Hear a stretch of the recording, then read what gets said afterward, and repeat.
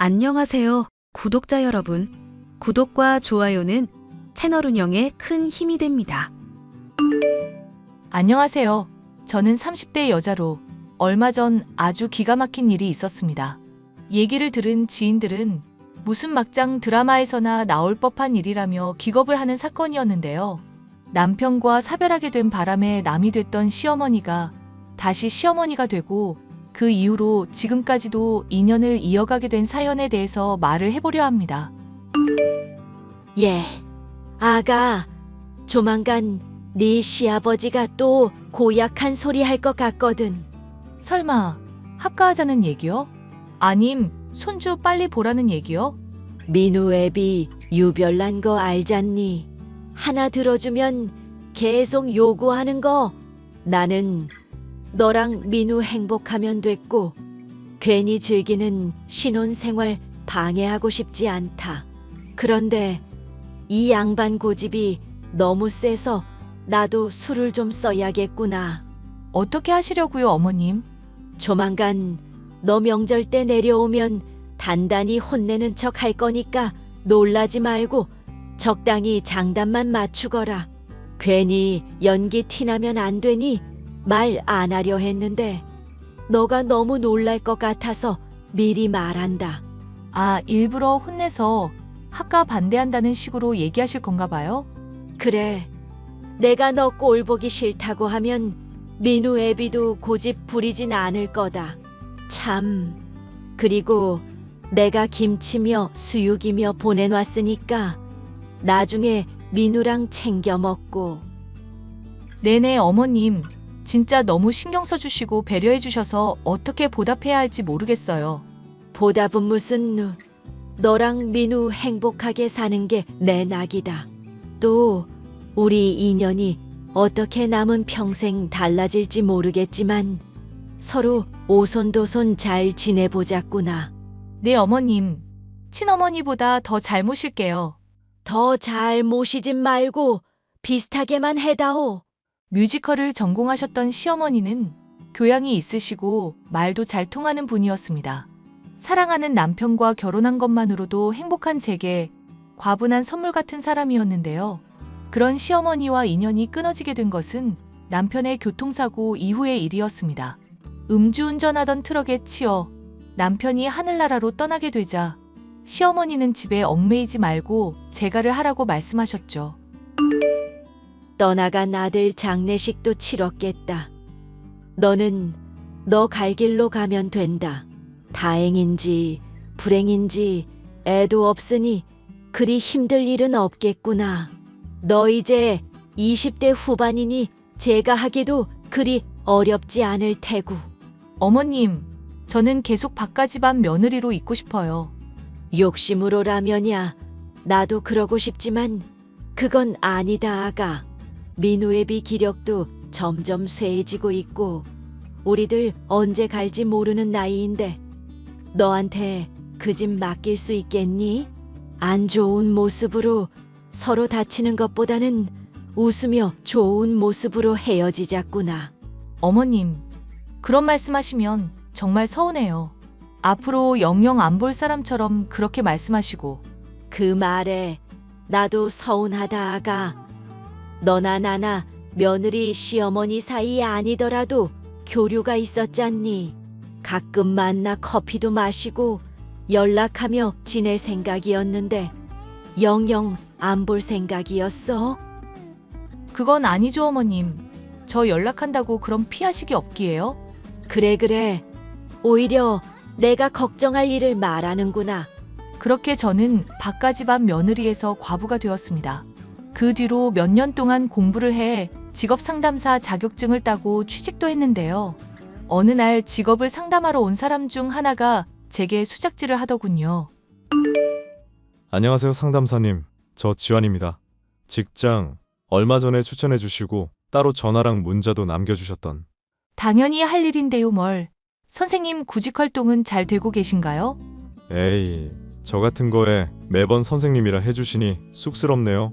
그냥 일개 시민으로 취급해 주시면 감사하겠습니다, 상담사님. 그리고 구직 활동은 현재 안 하고 있고 그냥 감사 인사 겸 밥이나 살까 해서요. 감사 인사요? 제가 딱히 감사받을 정도로 한 건 없는 것 같은데요. 직업 상담사로서 일 추천해드리는 건 당연히 해야 하는 거죠. 세상엔 당연히 해야 할 일도 제대로 안 하는 사람들이 참 많더라고요. 똑바로 저 마주봐 주시고 진지하게 진로 탐색해 주시는 모습을 보니 너무 감동이었습니다. 부탁드릴 테니 제발 밥 한 번만 사게 해 주십시오. 글쎄요. 제가 시간이 날지 어떨지. 주말이든 평일이든 새벽이든 밤이든 시간 될 때 연락 주십시오. 기다리겠습니다, 상담사님. 직업 상담사로 일하던 중 젊은 남자가 찾아왔었는데 단순히 고마움을 넘어 호감을 표현한다는 게 느껴졌습니다. 남편을 사별한 이후 연애라는 것은 신경도 쓰고 살지 않던 저였지만 어린 데다 적극적인 남자가 밥을 사겠다며 사적으로 말을 걸어대니 두근거리기 시작했습니다. 결국 저는 식사에 응했고 레스토랑에서 밥을 얻어먹게 되었는데요. 오늘 너무 잘 얻어먹었는데 제가 정말 죄송하네요.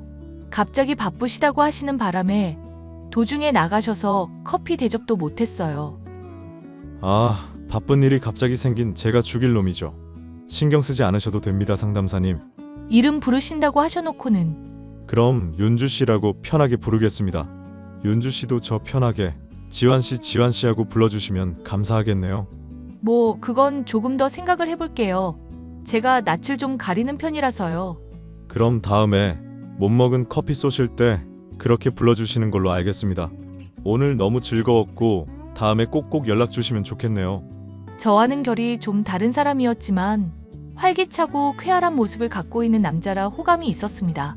만남이 지속되던 중 각자가 배우자를 사별하게 됐던 공통점이 있다는 걸 알게 되어 더욱 친밀해질 수 있었습니다. 그렇게 몇 달 정도가 지나자 결혼까지 생각할 정도로 깊은 사이가 된 저희였어요. 지환 씨, 오늘도 데이트 도중에 또 사라지고 말이야. 이러다가 나 애인 얼굴 까먹을 것 같아요? 어이구, 우리 누님 토라지셨어요? 내가 일이 늘 바빠서 미안. 무슨 일을 하시길래 그렇게 바쁘신 걸까? 사업하는 사람들 중에 올 자기처럼 바쁜 사람은 또 처음이네. 그냥 아버지가 사업 운영하는 거 나도 좀 관리하고 그러는 거야. 따지고 보면 뭐 자랑스러운 일이 아니라서 편하게 말을 못하겠네. 건물주가 왜 말 못할 일이야? 지환 씨 특이하다. 아니 그렇잖아. 따지고 보면 아버지 등에 올라탄 것뿐이고 내가 개인적으로 이룬 것도 없고 남자로서 나도 뭐 하나 싸움 말고 잘하는 게 있어야지. 지환 씨 싸움 잘해? 그걸 또 잘한다고까지 할 정도면 어지간한가 보네. 학창 시절에 혹시 놀았던 부류? 아니 그건 아니고 그냥 가만히 뒤에 앉아서 무게 잡던 부류. 엥? 농담하는 게 아니라 진짜였어? 그럼 막 일진 같은 거였던 거야? 뭐 그냥 운동 좀 하는 집안이라서 애들이 못 건드리고 그랬던 거지. 그보다 누님, 아빠랑 엄마가 한번 사귀는 처자 얼굴 보고 싶다고 하는데 괜찮지? 그럼 당연하지. 근데 지환 씨, 뭐 하나 물어봐도 될까? 지환 씨 몸에 문신 말이야. 팔에 뭐 일심인가 적혀있던 거 어쩌다가 하게 된 거야? 아, 어릴 때는 내가 좀 많이 의지박약이었었거든. 그래서 타투샵 하는 삼촌이 새겨준 거야. 마음을 딱 하나 굳게 먹고 열심히 하라, 그런 뜻이라던가. 촌스럽다 싶어서 후회 중이니까 나중에 결혼 전에 싹 다 지우든지 하려고. 나중에 삼촌분 나도 소개시켜주라. 발목에 작게 하나 레터링 같은 거 하면 이쁠 것 같은데. 에이, 됐어. 여자는 문신하는 거 아니야. 이쁜 몸 뭐하러? 핸드폰이나 차나 순정이 최고인 거 알지? 설마 돌아가셨다던 전부인 분까지 싸잡아서 말하는 거 아니지? 아니지. 내가 울 누님 얼마나 사랑하는데 다른 여자랑 묶음으로 쳐. 사이가 점점 깊어지게 된 저는 지환 씨의 집안에 찾아가 시부모님을 뵙게 되었습니다. 그런데 놀랍게도 저를 뵙자고 했던 지환 씨의 부모님 중 하나가 바로 제 시어머니였던 분이었어요. 저를 알아채고는 놀라신 표정을 지으셨지만 짐짓 모른 척하라고 눈짓을 보내시기에 저도 따랐습니다. 서로를 모른 척해야 하는 이유를 모른 채 시간이 흘렀고 집에 돌아갈 때쯤 시어머니였던 분에게서 연락이 왔습니다. 오랜만에 보니까 반갑더구나 아가. 인연이 또 이렇게 이어질 수가 있니 어떡해? 저도 어머님이랑 이렇게 보니까 너무 신기하네요. 근데 어머님, 제가 계속 전화드렸었는데 피하고 문자만 하셨어서 서운했던 거 아시죠? 알지 아는데 또 괜히 친해졌다가 각자 사정 때문에 멀어지는 게 마음 아파 그랬다. 그런데 지환이랑은 어떻게 알게 된 사이니? 직업 상담사 일하고 있거든요, 제가. 그런데 직업 구하겠다면서 찾아와서 자연히 알게 됐어요. 어머님은 그간 어떻게 지내셨어요? 그냥 편하게 물어도 된다. 민우 억울하게 죽은 충격 때문인지 민우 애비도 얼마 안 있어서 하늘 갔고 그 뒤로 적적하고 사람도 그립다 보니 어찌어찌 연다 이렇게 됐다. 이게 지금 잘하고 있는지는 모르겠다만 그 어찌어찌가 궁금한 건데요, 어머님. 그리고 어머님이 고른 사람이니까 당연히 시아버님 되실 분도 좋은 분이시겠죠. 그렇게 말하는 거 보니 너도 지환이랑 결혼 마음이 있나 보구나. 너 보기엔 걔가 괜찮은 거 같니? 이모저모로다가 확신까지야 아니지만 저한테 잘해주고 착한 것 같아서 결혼까지도 생각하고 있긴 해요. 그런데 어머님도 지한 씨 잘 모르시나 봐요? 그래도 아들이니까 저보단 많이 아실 것 같은데. 애초에 나도 재혼한 지 3개월밖에 안 돼서 잘 모르겠다. 이 집안 사람들은 너무 비밀이 많고 요상한 집안이라. 어머님이랑 저만 하겠어요. 어떻게 또 이렇게 만나게 될까 생각할수록 너무 신기해요. 괜히 서로 알았던 티는 내지 말자꾸나. 남자들 대범한 척 해도 과거사 신경 쓰기 마련이니. 네, 어머님 말씀 명심할게요. 늘 새기고 있겠습니다. 아니, 또 너무 그렇게 의식하지 말거라. 너 전에 합가 못하게 하려고 연기할 때 장단만 맞추랬더니 연기 더럽게 못하더구나. 에이, 그거야 어머님이랑 꼭 합가하고 싶어서 일부러 못한 척 한 거였죠. 어쨌거나 앞으로 잘 지내보자. 시아버지가 될 사람도 좋은 사람처럼 보였지만 제가 정말 따랐었던 시어머니가 다시 한번 저의 시어머니가 된다는 것이 너무 좋았습니다. 지환 씨나 예비 시아버지, 그 집안에 대해 아는 것이 아직은 없어 결혼이라는 단어 자체도 조심스럽던 중이었는데 어머님이 먼저 자리 잡고 계신 모습을 보니 마음이 든든했어요. 하지만 그런 든든한 마음은 그리 오래가지 않았습니다. 너무나도 갑작스럽게도 시어머니가 사라졌다는 소식을 듣게 됐죠. 그리고 얼마 지나지 않아 시어머니는 함에 담긴 유골이 되어 저와 재회하였습니다. 미안. 자꾸 결혼식 미루기 싫은데 사건이 이래저래 연달아 터지니까 정신이 없네. 친구라는 사람이 대뜸 유골함 전해주면서 실종된 사람이 죽었다고 하니 이게 뭐 현실감도 없고. 나도 그래. 우리 어머님이 어쩌다가 그런 선택하신 건지 모르겠어. 절대 그러실 분이 아닌데. 그러실 분 아닌 건 어떻게 알아? 되게 잘 아는 것처럼 말한다. 처음 봤을 때부터 심지가 굳은 분 같더라고. 그냥 그렇게 생각이 자꾸 들어서. 뭐 나야 잘 모르긴 하지만 아빠한테 상처 안 주려고 그랬던 것 같긴 하네. 불치병인데 괜히 자기 짐 되기 싫어서 떠났다는 것부터 아주 이해가 안 가는 것도 아니고. 이래서 나이 들면 죽어야 한다는 말이 있나 봐. 그게 이 경우에 맞는 말인지는 모르겠는데 지환 씨는 나이 많은 거 싫어하면서 난 왜 좋아해? 누님은 주름 하나도 없잖아. 관리도 잘하고 나 품어줄 수 있을 정도로 성숙미도 있는데 얼굴은 동안이니까 아주 굳굿이지. 나도 화장해서 그렇지. 쌩얼은 그냥 제 나이로 보이는데? 그럼 실망하겠네? 에이, 그걸로 뭐 또 실망까지 하겠어. 그냥 내가 싫어하는 것만 안 하면 누님은 다 좋아. 예를 들면? 내가 뭐 해야 싫어할 건데? 그거 말하면 일부러 장난칠 것 같아서라도 말 안 할래. 어쨌건 누님 나중에 상황 진정되면 그때 다시 결혼식 얘기 좀 천천히 해보도록 하자. 지금 진행하기에는 좀 걸리는 게 있으니까 아무래도. 오케이? 오케이. 근데 나도 하나 좀 걸리는 거 있는데 말해도 되나? 그 장례식장에서 양복 입은 남자분들이 지환 씨 보고 형님 하면서 인사하던데 그거 왜 그런 거야? 아, 그거 또 오해하고 있었구나. 나 운동 좀 하는 집안이라고 했잖아. 원래 예체능은 상하 서열이 있어서 행림행림하면서 지내고 그래. 어딘지 석연찮은 대답이었지만 시어머니가 돌아가셨다는 생각에 충격받아 있던 저는 그리 깊게 따지지 않고 납득을 하고 말았는데요. 얼마 지나지 않아 결혼에 대해 슬슬 얘기가 지환 씨의 입에서 나올 무렵이었죠. 다시금 지환 씨의 아버지를 찾아뵙게 됐고 함께 식사를 하고 있던 저는 상상도 할 수 없는 사람으로부터 연락을 받을 수 있었습니다.